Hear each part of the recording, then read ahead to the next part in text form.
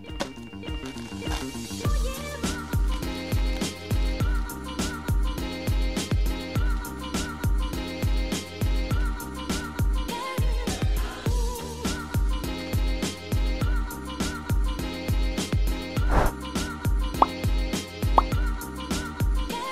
everyone, so today we have an unboxing from SpeedCube. If you've never heard of him before, definitely check him out. He has some really great content, great camera personality, and he showcases some amazing looking 3D printed puzzles and some mods. So we have an unboxing from him today, and what I know is in here is his new 3D printed SpeedCube. And so I think he also threw in a couple of goodies as well. It looks like a sliding 1x2x3, and then also a cube stand, I assume, but we'll just go ahead and get into some of the stuff.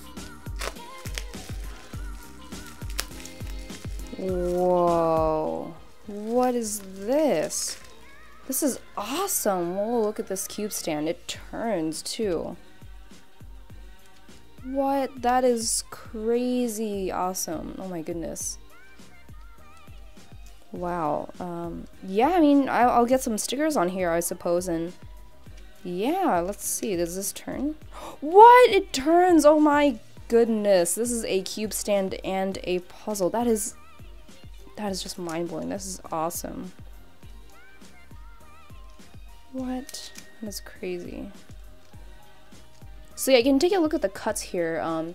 You can turn this layer, but then once you do that, it also causes some bandaging, so you can't turn these tips. Oh, you can turn this one, I guess.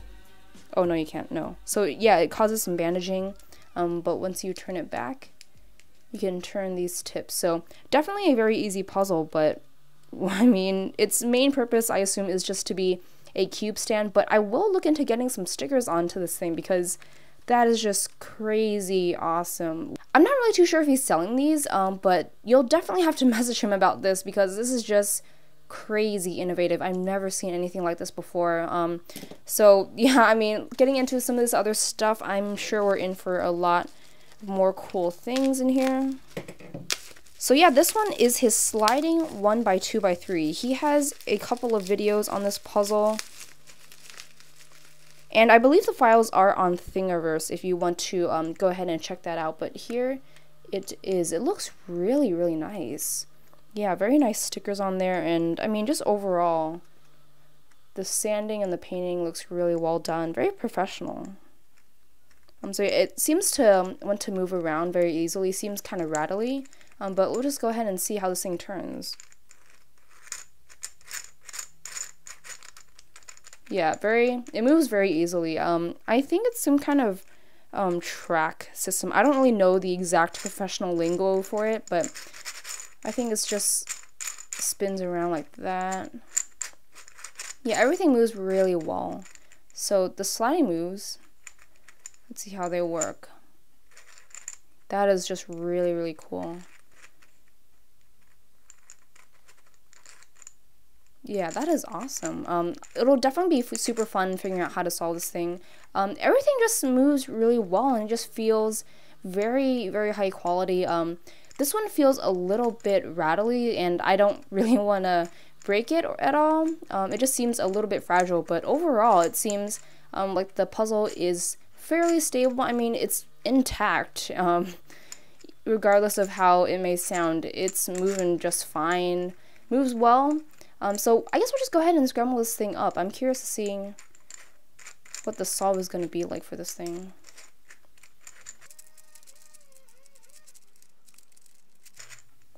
Did I just solve it? No, I didn't. So you can see the base here, not the same. But yeah, I mean, I'm not really sure how to go about solving it, but I'll definitely have a really fun time trying to figure it out. So yeah, really, really cool puzzle. Thanks so much to SpeedCube for adding this in. And so now on to the main attraction, his 3D printed SpeedCube. So I have been actually seeing a couple of these pop up lately within the cubing community, and I've been really curious to try one out. And I've been following his series on how to design a 3D printed SpeedCube, and I mean, it just overall seems like a very tiring process. So yeah, I'm really excited to go ahead and give this puzzle a shot. But I just want to quickly take a look at this box here. I mean, there's just so much detail. It looks really cool. SpeedCube logo. Nice Rubik. What is this? This product is in no way related to Rubik's. Please don't sue me. And I believe he is going to include a cloth with each puzzle he sells. So, I mean, I'm not exactly sure how this cloth pertains to the cube itself, but I mean, you can just really tell he pays attention to every detail, and a lot of work has gone into his stuff. So let's just go ahead and see what this puzzle is like. And so here it is. He actually did allow me to customize this quite a bit. I was able to choose the size, the stickers, and the strength of the exact magnet. So here is the puzzle. You can see NR. I'm not exactly too sure what that is. His signature and number 1. Now this isn't the first ever one he's ever made, but it is the first one of his final iteration of the design. So I did choose these stickers. I think they look pretty nice. The blue especially I really love.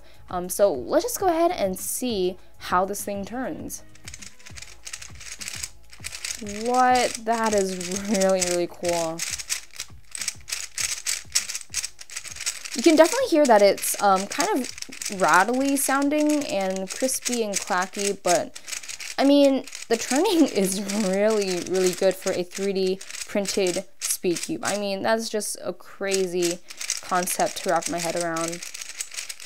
This just moves really, really well too. I mean, in no way is this gonna be an actual SpeedCube that people are gonna use in competition, but it's a really cool collector type item to have.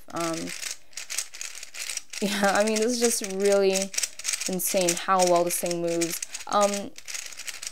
The magnets do feel a little bit strong for me personally. I told him that I liked around the strength of the Moyu GTS2M magnets, the stock one from Moyu, and I think some sides, personally it just feels like some sides are stronger than others, but I'm not exactly sure if this puzzle has been set up yet, so I'll definitely have to do that myself. But I mean, again, it's a collector's item. It turns really well for a 3D printed SpeedCube. I mean, just think of that, and this puzzle is just super impressive. So I'm really curious to go ahead and check out this design. Let's see this. Oh, okay, wow, that is really cool. So these magnets are actually press fitted, so it looks like he drilled some holes and then glued in the magnets. So you can kind of see it down there. And you can also see the printing marks, but yeah, I mean, he just paid a lot of attention in terms of the design. You can see these track marks to reduce friction and all that. And yeah, just, I mean, just this whole concept is very, very impressive to me. The actual design itself looks very reminiscent of a GTS2. So I have one right here. Let's just go ahead and compare it. Here are the edges. So it's not totally the same actually. The wings are not present on NK Cube's cube. Let's see. Yeah, it's a little bit flatter too. Just overall the GTS2 design is a little more expanded and outwards. The torpedo is a little bit longer on his cube compared to the GTS2. And just this small base here is a lot wider on the GTS2.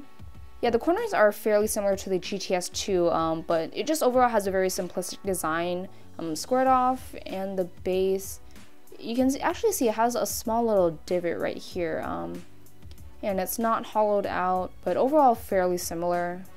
So here's the inside of the puzzle. You can definitely see that he took the Moyu core and used that, and then in terms of these centerpieces, it does look like he took some inspiration from the GTS2.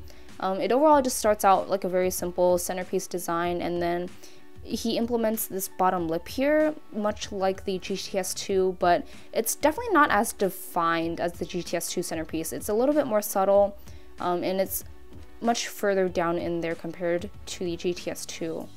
So overall, it seems like it is pretty much his own design, of course, but with a little bit of inspiration from the current SpeedCubes out on the market. This thing actually corner cuts really well. I mean, it's doing 45. Okay, locking up a little bit. Reverse. It does it, but not nearly as easily as, I mean, of course, compared to modern mass-produced SpeedCubes.